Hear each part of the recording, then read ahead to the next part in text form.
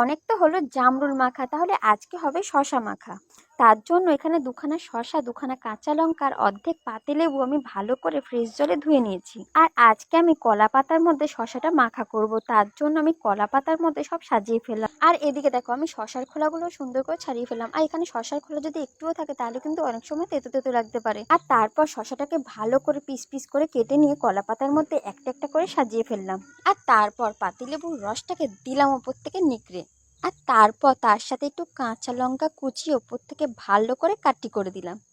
আর তোমরা কারা কারা এরকম শশা মাখিয়ে খেতে পছন্দ করো আমার মতন, অবশ্যই কিন্তু কমেন্ট বক্সে জানিও। তারপর দেখো ওপর থেকে পরিমাণ মতন আমি লবণও ছড়িয়ে দিয়েছিলাম, আর তার সাথে একটু গুঁড়ো লঙ্কা। অবশেষে কিন্তু শশা মাখাটা একদমই কমপ্লিট হয়ে গেছে। দেখো দেখেই কিন্তু জিভে জল চলে আসছে, তাই না? তাহলে আজকে এই ভিডিওটা এই পর্যন্ত। দেখা হচ্ছে একটা নতুন ভিডিও নিয়ে। আর চ্যানেলটা সাবস্ক্রাইব করে দিয়ে অবশ্যই পাশে থেকো আরো নতুন নতুন ভিডিও দেখার।